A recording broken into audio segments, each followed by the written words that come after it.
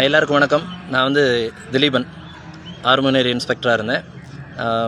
இன்றைக்கி ரிலீவ் ஆகி ட்ரான்ஸ்ஃபரில் சேர்மாதேவி போகலாம்னு போக போகிறேன்.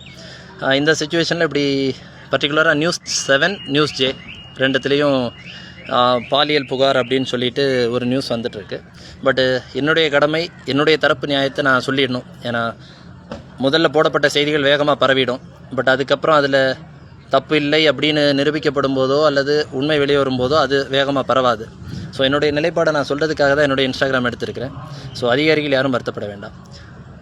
ஸோ இப்போது பாலியல் புகார் வன்கொடுமை அப்படின்றத விட பாலியல் புகார்னு சொல்லியிருக்கிறாங்க. பர்டிகுலராக என்னுடைய ஸ்டேஷனில் ஒரு 6-7 பொம்பளை பிள்ளைங்க இருக்கிறாங்க. நல்லா வேலை பார்க்கக்கூடியவங்க மட்டும்தான் இருக்கிறாங்க. எந்த ஒரு பிள்ளைகளுக்குமே நான் வந்து வேலை செய்யலைன்னு கொஞ்சம் ஹார்ஷாக பேசுவேனே தவிர மற்றபடி அவங்கள மென்டல் டார்ச்சரோ அகனியோ ஏற்படுத்துகிற மாதிரி அவங்கள இது பண்ண மாட்டேன். இன்றைக்கி கூட ஏதாவது ப்ராக்ரஸ் இல்லைன்னா திட்டுவேனே தவிர மறுநாளே வந்து சரி ஒன்றும் இல்லை பாப்பா பார்த்துக்கலாம் அப்படி பேசக்கூடிய டைப். என் பிள்ளைங்கன்னு சொல்லி தான் பேசுவேன். இது என்னுடைய ரோல் காலில் என்னுடைய ஸ்டேஷனில் இருக்கக்கூடிய 66 போலீஸை கேட்டாலும் தெரியும். நான் ஒவ்வொரு பொம்பளை பிள்ளைங்களும் என் பிள்ளைங்கன்னு சொல்லுவேன். என்னை விட வயசு அதிகமாக இருக்கிற பொம்பளை போலீஸே அது என் பிள்ளை அப்படின்னு தான் நான் சொல்லுவேன்.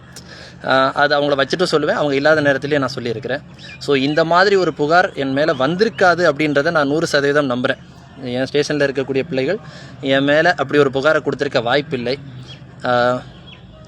அப்படி கொடுத்துருந்தாலும் தமிழ்நாடு காவல்துறையில் CUG நம்பரில் எனக்கு தெரிஞ்சு வாட்ஸ்அப் வச்சுட்ருக்கிறது ஒரு சிலரில் நானும் ஒருத்தன். என்னுடைய மொபைல் என்னுடைய அதிகாரிகள் எப்போ கேட்கும்போது நான் கொடுக்கறதுக்கு தயாராக இருக்கிறேன். ஆனால் என்னுடைய புகைப்படத்தை போட்டு இப்படி வேகமாக இப்படி ஒரு செய்தியை பரப்பணும் அப்படின்றது அவசியம் இல்லை.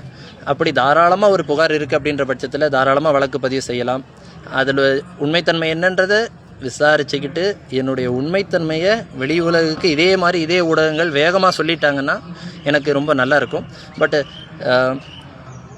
கற்பனையிலே இப்படி ஒரு புகார் இருக்குது, இப்படி ஒரு இது இருக்குது அப்படின்றதெல்லாம் சொல்ல வேண்டாம். நான் அந்த ஸ்டேஷனில் ஒரு 66 போலீஸ் இருக்கிறாங்க. அந்த 66 போலீஸில் யாராவது ஒரு போலீஸ் அவன் அப்படி பண்ணியிருப்பான் அப்படின்னு ஒரு ப்ரெசம்ப்ஷன் போனால் கூட நான் இந்த வேலையை விட்டு போகிறதுக்கு நான் தயார். அதே போல் என்னுடைய ஊர் மக்கள் ஒரு 6 மாதம் இந்த ஆர்மனேரிலையும் காயல்பட்டினத்துலேயும் வேலை பார்த்துருக்குறேன். என்னுடைய ஊர் மக்கள் அப்படி ஒருத்தர் எங்கள் ஐயா இப்படின்னு சொல்லிட்டாங்கன்னா கூட நான் இந்த வேலையை மொத்தமாக ரிசைன் பண்ணிடுவேன். ஸோ என்னுடைய மக்கள் என்னை செல்லமாக மொட்டை சார்னு தான் கூப்பிடுவாங்க. என்னுடைய மக்கள்கிட்ட அதே நியூஸ் 7 அண்ட் நியூஸ் ஜே ஒரு பேட்டி எடுத்து பாருங்கள், திலீபன் என்னன்னு சொல்லுவாங்க. என்னுடைய காவல் நிலையத்தில் இருக்கக்கூடிய காவலர்கள்ட்டையும் அப்படியே இந்த நியூஸ் 7 ஜேவும் ஒரு பேட்டி எடுத்துட்டிங்க அப்படின்னா அவங்களும் சொல்லுவாங்க நான் எப்படிப்பட்டவன் அப்படின்றத. ஸோ நான் யாரையுமே குறை சொல்ல விரும்பலை, எந்த பிள்ளைகளையுமே யாரையுமே குறை சொல்ல விரும்பலை. எல்லாருக்கும் ஒரே மாதிரி என்னால் டியூட்டி போட முடியாது, அதை மட்டும் நல்லா தெரிஞ்சுக்கணும். காவல்துறையில் வந்து 6 பொண்ணுகளில் ஒரு பொண்ணுக்கு சலுகை கொடுத்துட்டு ஒரு பொண்ணு வந்து நான் வைக்க முடியாது. ஏன்னா எல்லாரும் குடும்பத்தோடு இருக்க பொம்பளை பிள்ளைகள் டியூட்டி முன்ன பின்ன போடுவேன். அதில் மன வருத்தத்தில் முன்ன பின்ன சொல்லலாம். ஏன்னா என்னை நம்பி நான் 150 சின்ன பிள்ளைங்களை வச்சு நான் ஒரு ஃப்ரீ ஸ்போர்ட்ஸ் கிளப் நடத்திட்டுருக்கிறேன். ஸோ அந்த பிள்ளைங்க கூட என்ன அப்படி இப்படி இருந்திருந்தால் 4 வருஷம் என் கூட யாருமே இருந்திருக்க மாட்டாங்க, நான் தனியாக இருந்திருப்பேன்.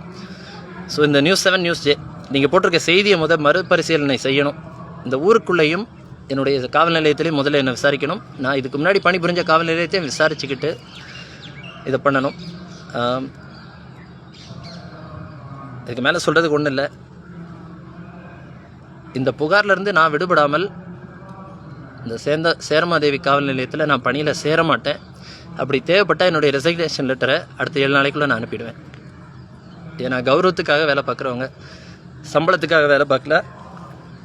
நேற்று கூட என் டிரைவருக்கு 6500 கடன் கொடுத்துருக்குறேன்.